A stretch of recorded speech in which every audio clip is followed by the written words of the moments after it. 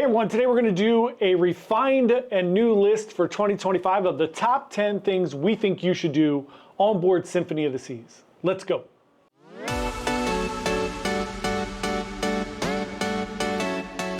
Hey everyone, John here from Byte Size Cruises. Welcome to our channel. If you are new here, thanks so much for coming to check us out. We are a travel agency.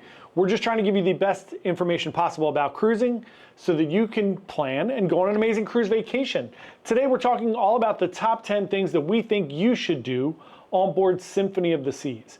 We were recently on Symphony of the Seas in September and October, so we got a lot of time to be able to check everything out on board and put together this more thorough list and a little bit refined from the one that we did a few years ago. So first up, let's talk about spending an evening in Central Park. If you've never been on an Oasis class ship, one of the things that I find amazing is when you first walk out onto Central Park, especially if you bring somebody who's never been on a cruise or never been on an Oasis class ship before, and you realize that you're outside on board a ship with 12,000 live plants, with trees, with a living wall, with amazing things. It actually looks like a park. So if you wander through Central Park, there are some amazing restaurants there. There's Park Cafe where you can get some grab and go items. They also do jazz in the park in the evening a few nights. So you could literally grab a drink at the Trellis Bar. You could hang out in the middle of Central Park, listen to some wonderful music, hear the piped in little cricket noises that are going off, and it's just a beautiful, wonderful, peaceful, quiet way to spend your evening on board an Oasis class ship. Number two, when you first get on Symphony of the Seas, it will be embarkation day. It's very busy up in the buffet. It's very busy all around the promenade. So if you want to just get away from the crowds a little bit, head up to the Salarium Bistro. This is kind of a smaller, little kind of Mediterranean, a little more healthy buffet option on board the ship. This is on deck 14, all the way at the front of the ship. Go there, they have lobster tails for lunch on embarkation day. Go check that out and try all the other fun lunch options. It's a little quieter up there and a little more relaxed on your first day. Number three, I think one of the main highlights of going on an Oasis class ship is checking out the Aqua Theater. On board Symphony, they have the show called Hero, which is an amazing Aqua Theater show with dancing, slack lines, diving, swimmers, synchronized swimming, all different fun things. Again, it's one of the big differentiators for me for Royal Caribbean over any other cruise line is the amazing Aqua Theater.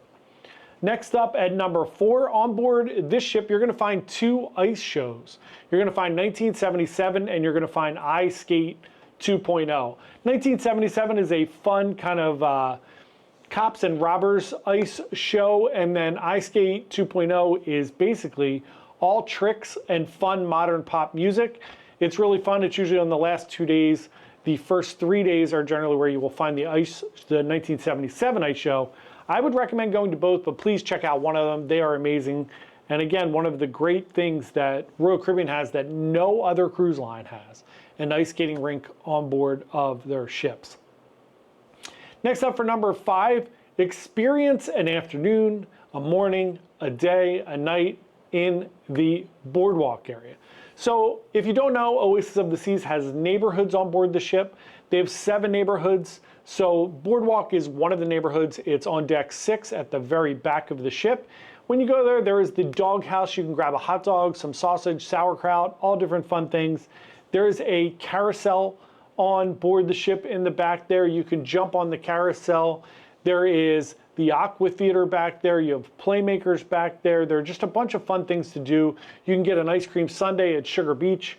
You could spend a good chunk of time there and have a wonderful day. Go check out the Boardwalk. At this time, we'd like to ask you to subscribe to our channel if you're getting anything out of this video. We would love for you to like and share it. Thanks so much. Please come along with us on this journey. We put out a brand new cruise video every single day. We do a live stream on Wednesday evenings at 7 p.m. Eastern Time, and we do the cruise news live every Sunday morning at 11 a.m. Next up, number 6, while you're on the Boardwalk, head over there to Playmakers and try the Campfire Cookie. This is an additional cost. It's $8. It is a ooey gooey chocolate chip cookie that they bake for you. You have to order it about 15-20 minutes in advance. Comes out, there's marshmallows on it. It comes with a little milk shooter and some ice cream. It is definitely worth the additional $8. Check it out. It is a showstopper. Next up, number 7. Again, this is something that's going to cost you a little bit more. Go to one specialty restaurant. If you get a chance, I know some people don't like to spend any additional money, and there are plenty of included food options on board the ship, but there's something really nice about going to a specialty restaurant one night, maybe 150 Central Park, which is a little fancier, kind of French-American cuisine, Jamie's Italian, which is really, really good. And you have a bunch of other options like Hook Seafood. You can go to Chops Grill, which is a steakhouse, and it goes on and on. There are a ton of specialty restaurants, and I just find it to be a really nice upscale option, especially if you're celebrating something, maybe a birthday, an anniversary, or your honeymoon. Next up, for number 8, go to one of the theme parties on board the ship. They have theme parties just about every night on the promenade. There will be a 70s party, there will be an 80s party. They do a bunch of fun things. There's a glow party or a white night that you can go to.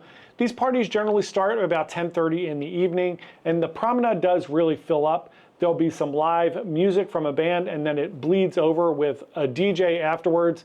It's just a great time. You'll see a ton of people get dressed up and really embrace these theme nights, and it's just something really fun to do while you're on board the ship. Next up, one of my favorite options to tell everybody to do is to go to the Crazy Quest. This is only done one night on the ship. It is usually the evening of night 6, which is usually the last sea day. The Crazy Quest is an adult scavenger hunt. It takes place in the ice skating arena. They put the floor down, they create teams, and basically they will send you around these teams to find different things within the ice skating rink area. Could be any number of things, from a credit card to $1. And it does get a little risque. It is 18 and older for you to get in there. There is some strong sexual content, so if you are offended easily, probably not for you. But it is a ton of fun, and I highly recommend that everybody go to it at least once. It is a blast. Last but not least, your cruise would not be complete on Royal Caribbean if you did not see a Broadway show. On board Symphony of the Seas, they have the Broadway musical Hairspray. It is the Broadway show. It is 94 minutes long, so gear up for that. You can bring your drinks, get some drinks in there, and have a great time. It is an awesome show.